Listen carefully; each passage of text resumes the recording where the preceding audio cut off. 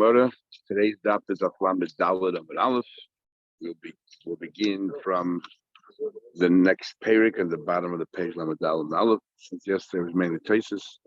Taisus in the Masechta Nazir is actually like the Rashban in the Masechta Babasra. It's really just a parsha. Taisus is behaving like Rashi, but his format is more like the Rashban, which means that he's much more elaborate. And for whatever reason, the printer decided to put a few blots of Taisus in one page. We're up to now the next page. Okay, so we finished one section here. Now we're going to talk about what the Isurim of the Nazir are. Shloisha minyan asurim and Nazir. There are three different kinds of prohibitions for a Nazir. Number one is hatuma. He's not allowed to go to a cemetery. Number two is tiglachas. He's not permitted to take a haircut. And number three, the hayotze min hagefen.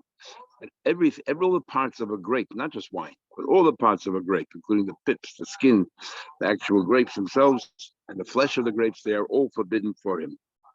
The chol hayotze min hagefen, and all these different parts of the grape, they combined with each other, the pips, the edible pips, the flesh, the skins together, the aggregate is a kazayis.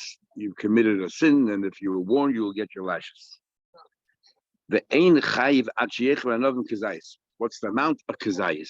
Doesn't mention here a word about the drink. So according to Ravadia Bar Tzunuda and those who learn like him, according to this part of the Mishnah, drink is just like eating a kazayis of drink. Others learn that no, that drink is different than eating. But the Mishnah then continues. We'll see how that fits in with the next part. Mishnah Rishona. We have a few times. We had a Chagiga. There's a Mishnah Rishona, and the Mishnah we have here, Mishnah Acharayna. Mishnah Acharayna is Rav Yehuda Nasi gathered together all of his students, and they worked through the Mishnayos. There's an argument Rav Yehuda Nasi actually wrote the Mishnayos, or they just redacted it, compiled it, and then it was written later on. But regardless, that's the Mishnah Acharayna. Mishnah Rishona was a Mishnah recorded before then, whenever it was recorded. So Mishnah Rishona, the earlier Mishnah, Aymed is there. The earlier Mishnah says, Ad sheyishte revi'is yain. When it comes to wine, it has to be a revi'is of wine. Again, the Badi Bat Nura learns, and the Mishnah Rishona learns when it comes to eating, also it has to be similar to a revi'is, that size. Others say that no. In fact, there's an opinion that says that a revi'is by liquid is equal to a kazayis by solids. If you take your liquid and you solidify it, you let it congeal, it turns into a solid, it will be a kazayis. So revi'is and kazayis are actually the same amount. Others disagree. But the Mishnah Rishona says you have to drink from the revi'is a wine. Sorry?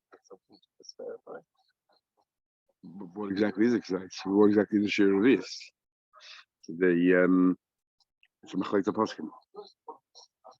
Okay, says the Mishnah. Rabbi Akiva comes along and he's novel. He says, "Afilu shora pita beyain." Rabbi Akiva says two things. He says, first of all, that wine, which is a liquid, we're going to measure by solids. And he goes from the biggest chiddush we already had in Pesach and other places. He learns that hetem mitzaref le'iser, which means that even though you need, let's say, a kazayis. In that kazayis, let's say bread gets soaked up, you dip your bread, you dunk your bread into wine, and you eat the wine with the bread, we're going to include the bread that you ate, even though the bread itself is permitted, in that calculation of a kazayis. The heta combines with the isa to form the full kazayis. Even if you soak your bread in wine, together, the combination of the bread and the wine is equal to a kazayis, chayiv yachayiv. That's what he argues 2 points. So he argues, first of all, that the wine, we look at it as a solid as well. We measure by kazayis. And number two, he holds that the heta combines with the isa to form, to calculate your kazayis. Then the Mishnah continues. The chayiv ala yain bifnei atzmai v'ala novim bifnei atzmai v'ala chatzovim bifnei atzmai v'ala zom bifnei atzmai. The Tanakama holds, which Rabbi Elazar argues, the Tanakama holds that if the pasuk mentions these different things, the pasuk mentions grapes, mentions dry grapes, raisins. It mentions chartzonim and zogin. Well, since the big machlekes is what a chartzon is, what a zog is. But pips, and all you have to do is eat any one of them on its own. If you ate a kazayis of that, you will receive your malchus. There's like separate averis. Rabbi Elazar says no, because the pasuk says mechartzonim ve'adzog. So Rabbi Elazar says you are not liable, you're not chayiv unless you ate the chartzonim together with the zog.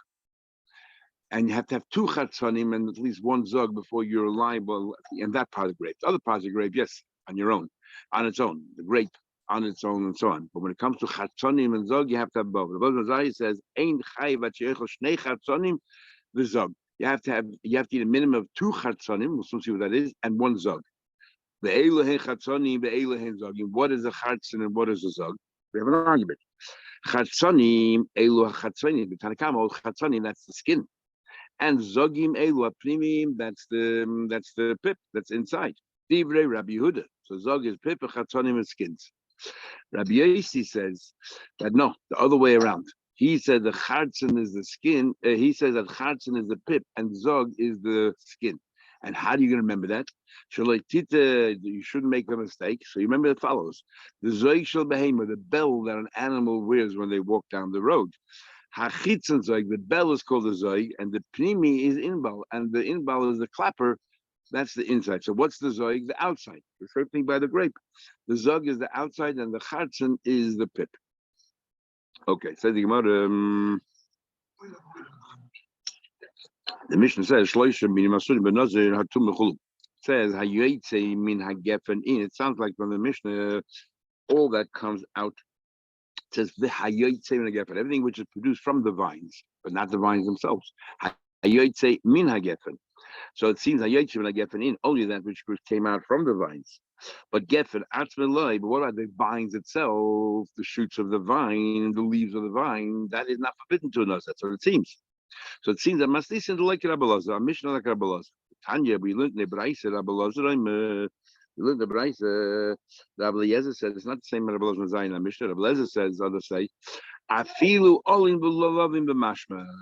Now, when it says gefen, it means every part of the gefen, including the vines, the shoots, the leaves, everything is included in the Easter of grapes for a Nazir. The others learned the same outcome, but they medai from the Sefer.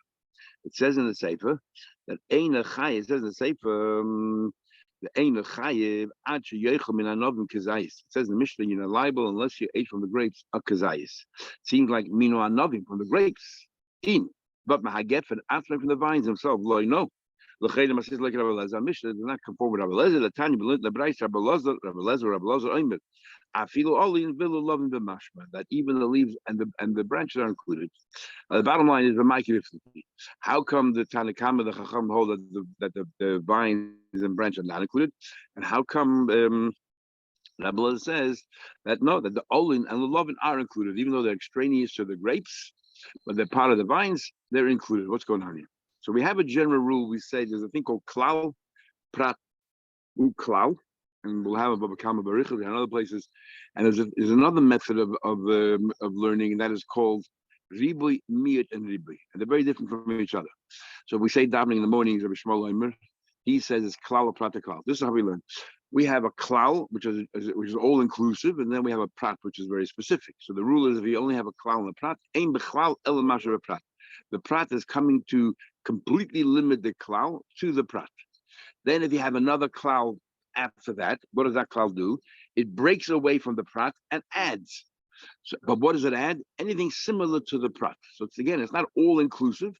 The second klal, because you had a prat beforehand, is limited by the prat in the middle as well, but it's more expansive. So therefore, it includes anything similar to the prat, kena prat. But there's another Rabbi Kiva holds that even though the same words, but he uses the method of ribu yamir to ribu. And that is, ribu means includes everything. Miyud means that it comes to limit.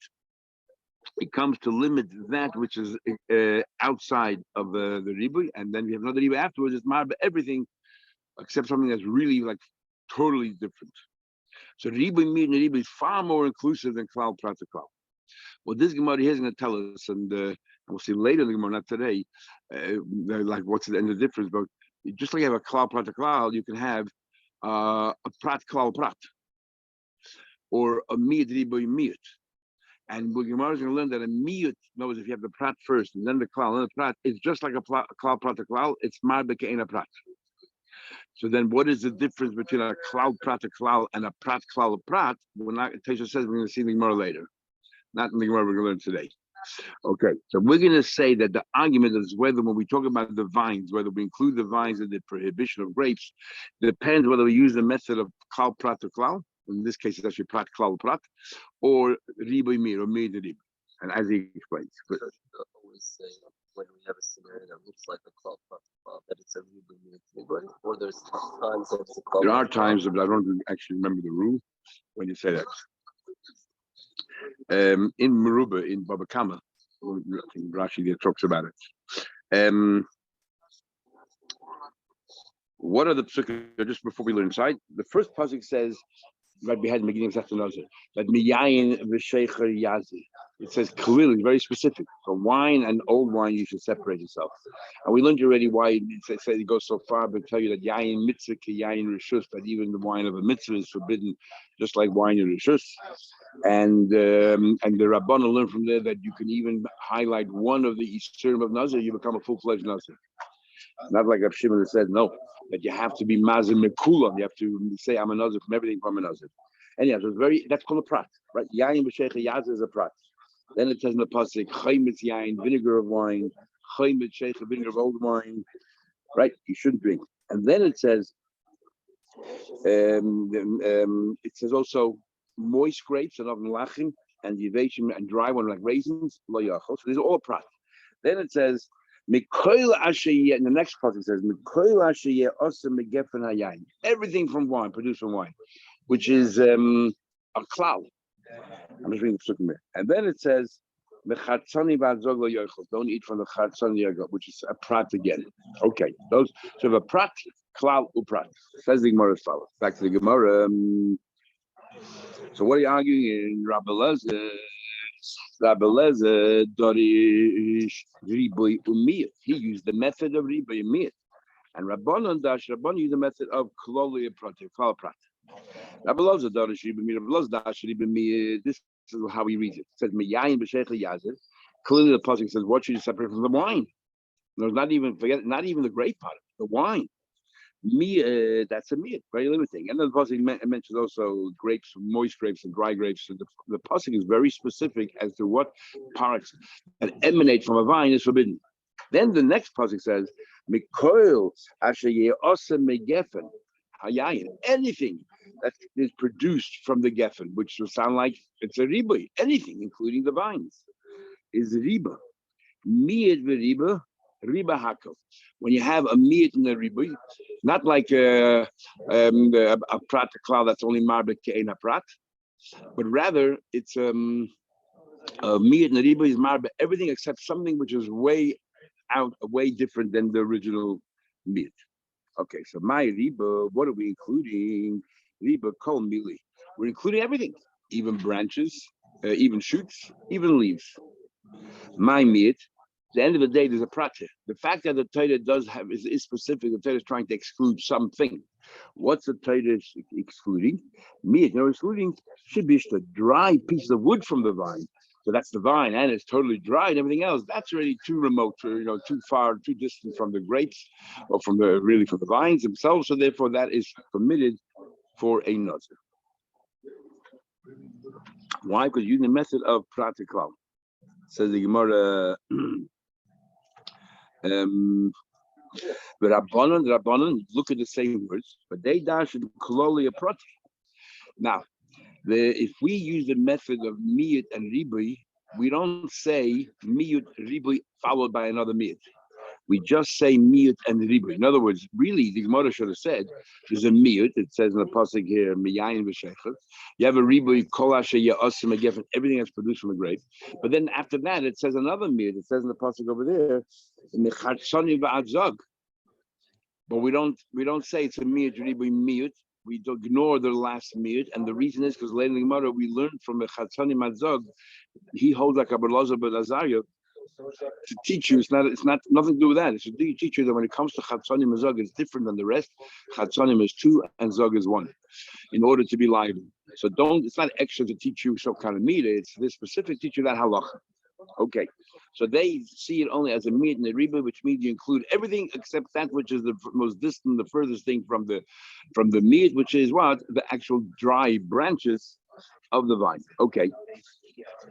Rabbanon, they look at it, they see a prat klal, but they will learn that it's a prat klalu prat.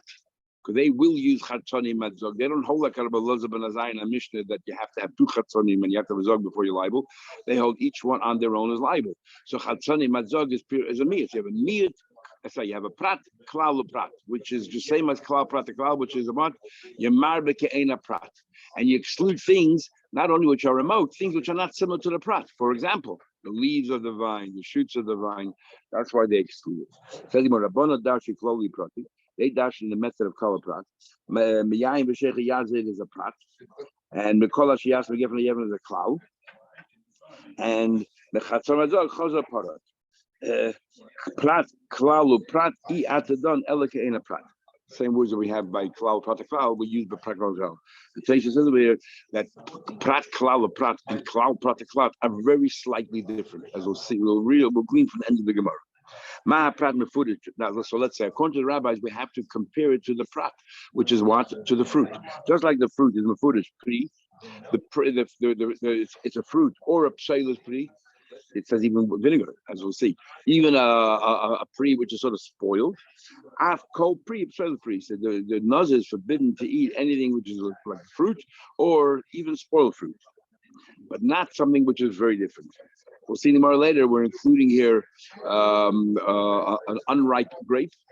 It's a pre becomes to expand pre, even it's unripe, it didn't yet mature, an immature grape. And from Pseilas pre, we're including the worm-infested grape.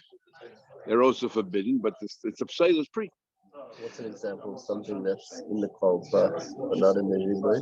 Or sorry. Well, of them and whether the leaves of the vine and the shoots of the vine are included. If you use the method of ribui, yes, it's so expensive, we'll include even that. The only thing we'll exclude is the dead wood from the vines. If you learn klal prat, we're going to include even the leaves. Sorry, we're going to exclude the leaves and the shoots. If you're going to compare it to the prat, prat mefudish pri gomber has to be a complete fruit. Avko pri gomber, it has to be a complete fruit, excluding what? So to bring different pictures where we're trying to exclude an immature grape, or we're trying to exclude a wormy grape.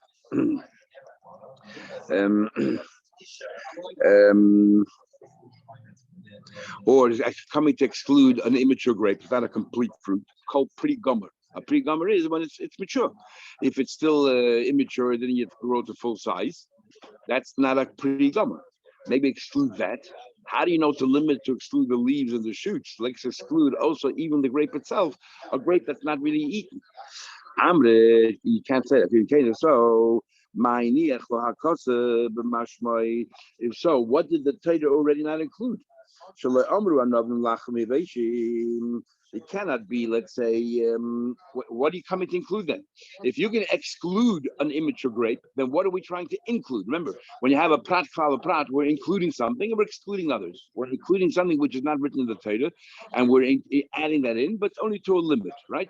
So if you're going to tell me we're going to exclude immature grapes, so okay, so what are we including with this prat, prat? Are we including, let's say, you can't tell me to include, let's say, raisins, dried fruit. The Torah clearly says so. Maybe vinegar is coming to include vinegar. It's written. So what are you going to add? You have to add something. So therefore, we have no choice but to add the boiser. We have to add the immature grapes. So it can't be that that's what's coming. That pre is coming to exclude immature grapes. No, we're using immature grapes to be included. We can't therefore go after the last lashon. We have to go to the first lashon. Because if we are going to exclude the boiser, what are we going to include? What was the point of learning prat, klal prat? To include what? Raisins, vinegar? That's written clearly in the Torah. We're going to include two things. We're going to include immature grapes, and we're going to include wormy grapes. Maybe it's coming to include only one of them, not both of them. So Taish and others have explained already there are two pratim here. And because there are two pratim, we're being married by two things. Remember, it's a prat, klal, prat. If you have a prat, klal, prat, we learn something from each prat. So one prat includes, because you have a klal in between, the klal is saying be adding to the prat. So because you have two pratim here, which is a different between klal prat and klal. By klal prat and klal, we only add to the one prat. It's main haprat. Because you have a prat klal prat, the principle is the same, but we're going to add two things now. We're going to add to each prat, and that's what maybe Tesa meant that's different than. So we're going to add to the one prat, we're going to add an immature grape, and what are we going to add to the other prat? A worm-infested grape.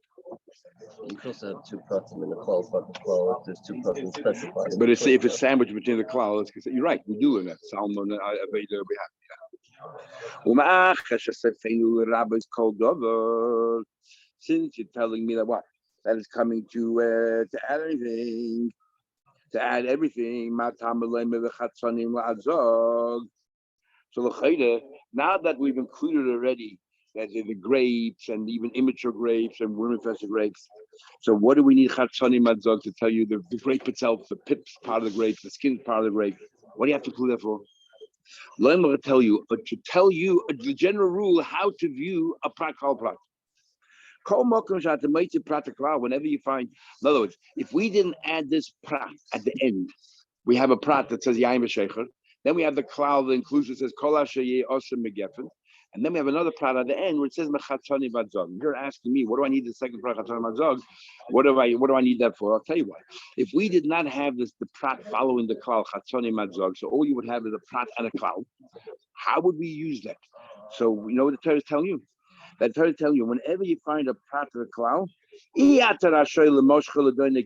don't use the rule of klal prat to klal. Say, well, it's just similar to prat. No, if you have a prat and a klal, it's all inclusive. It's not coming to just to include similar to prat. It's like it'll work like a meat and a ribo, include everything. This is what the Torah is teaching you. That how do we know klal prat klal? What do you do with prat klal klal?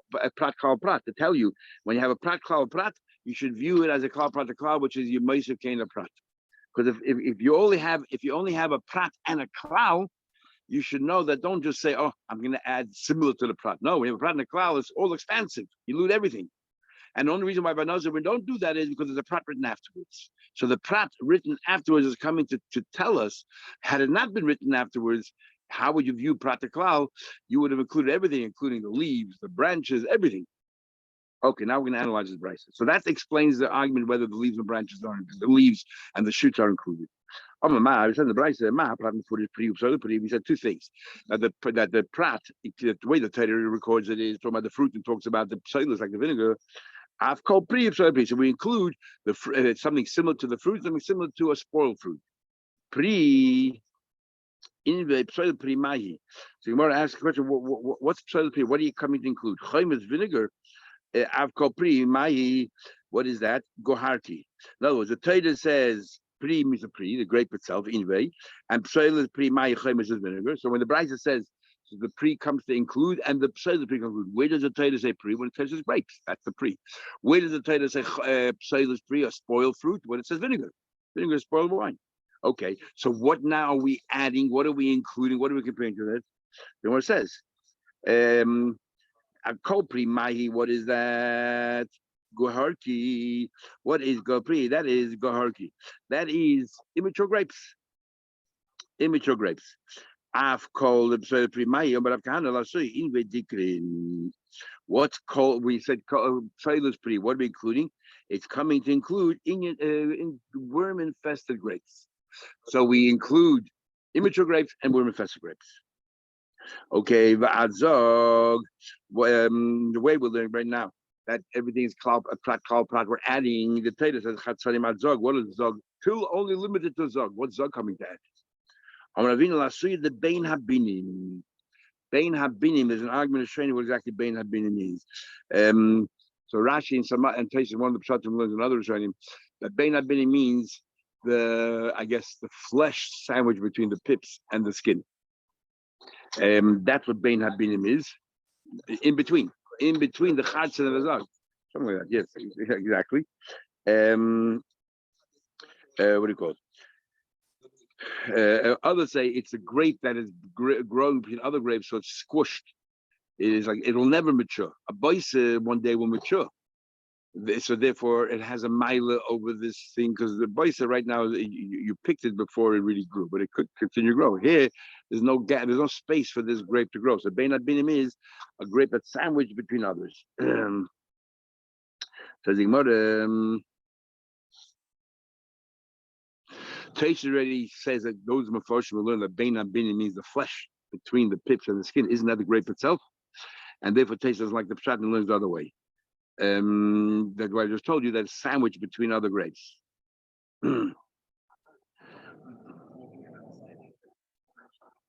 And then Teja says that if you pick at the chiddush, maybe is if you pick at the flesh between the pips and the skin, which is not the normal way of eating a grape, you would think that maybe you don't get malchus for it. He's going to tell you do get malchus for it.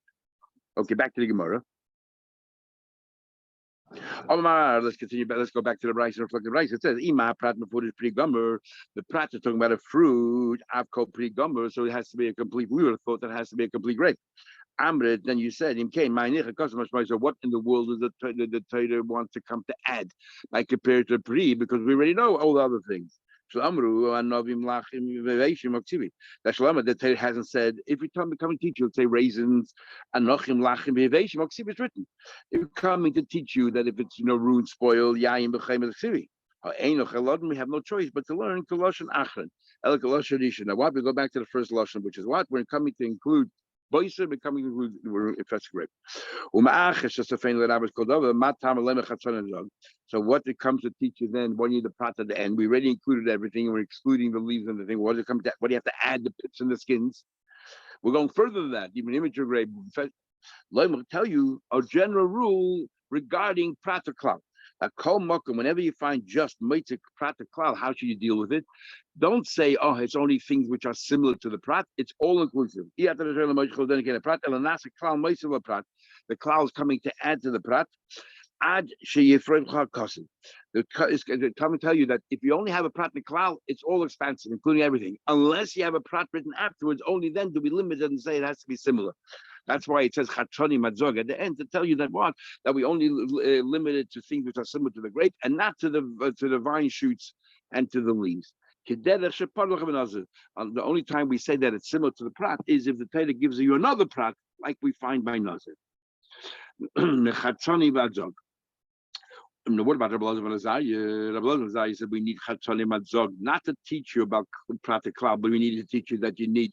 If you ate the grape on its own, Kazayis, you'll get lashes. If you ate the raisins on its own, you get lashes. You drank the wine, you get lashes. But when it comes to the pip and the skins, you have to have two Chatzanim and one Zog.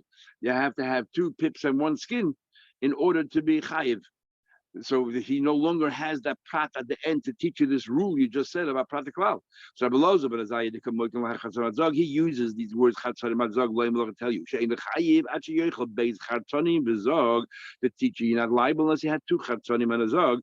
How does he know this rule about prat klal? So he doesn't, because Rabbi Elazar, he holds like Rabbi Elazar. Rabbi Elazar, the Dorish Meidveriba, he doesn't believe in the whole method of prat klal. He holds like even miyat, and therefore. There's no prat b'chatzonim v'adzog, and he uses that to teach you this rule about two chatzonim and a zog.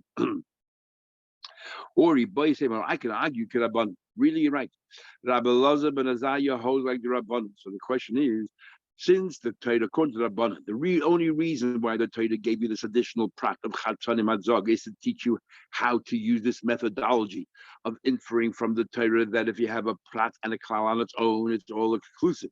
Only if you have a prat, klal, prat, it's limited to similar to the prat. So you need chatzonim adzog to teach you this rule about the prat. So how it's no longer extra to teach you that you need to have a minimum of two chatzonim and one zog. So how does Rabbi Elazar ben Azariah say chatzonim and zog to tell you, teach you this din? He says, Gemara says no. I'll tell you what he'll say. He'll say the Yisal kedata kedamar Rabbi Elazar ben Azariah. If you can tell me like kedamar, Rabbi Elazar lichteve rachmon lahaim chatzonim badzog gabi prate. If it's only coming to teach you, for example, if it's a chatzonim badzog is only coming to teach you the din of chatzonim, two chatzonim and one zog. Right, so how does he now still learn this thing about practical and practical? I'll tell you very simply. If all the Torah wanted to teach you Chatzanim Zog is to limit you to two Chatzanim and Zog, then why put the prat after the klal? You should include it in all the other pratim. Remember, there's a whole bunch of pratim in the Torah. Grapes and moist grapes and then wine and vinegar, and then he should have added there Chatzanim Zog. Why does he leave this specific rule of Chatzanim Zog and he leaves it till after the other pasuk in the cloud where he said Mikolashi Yosem again, but everything, even the great. But then in the Chatzanim Azog, there's a reason for that. It's the position of that. So from the words itself, you learn Mahalacha to Chatzanim one Zog. From the positioning of that comes to tell you that it's a prat klal prat. Why did the Torah write it after the klal? To teach you b'chlal prat. It comes to teach you the method that a prat klal on its own is all inclusive. A prat, a klal prat, is coming to teach to tell you that you should include only similar to the prat. Nu says the Gemara. So now that you're telling me the reason why the Torah put it there is to tell you the prat, how do you? It's no longer extra. How does Rabbi Elazar ben Azai? You learn from there. Chatzanim, two chatzanim, one zog. Maybe that's all the Torah is coming to teach you how to the methodology of practical prat. If so, says the Gemara, lichtav oishnei chatzanim, oishnei zogim. Then the Torah didn't. Why change from Lashon Rabim to Lashon Yachid? Chatzanim is in plural and Zog is singular. Either say Mechatzanim ad Zogim, everything should be in plural, or Chatzan ad Zog. Why Chatzanim ad Zog? Inke lifle oishnei Chatzanim oishnei Zogim. Oy Chatzan v'Zog. L'mahilchus akasrachmona mechatzanim ad Zog. Why in the world the Torah write Mechatzan to Zog? Shma minol l'midrash b'ei to teach you klal prat, to teach you the methodology as well. So from the rule of Chatzanim V'Zog, we learn it from the words Chatzanim V'Zog, we learn out the way the Torah wrote it, and from where it put it, we learn out these two rules. So we learn two things. From the positioning, and we also learn from the wording, the way the words are written, two Chatzanim and one Zog. Okay, we'll stop there and continue tomorrow in Mitzvah Hashem. Have a good day.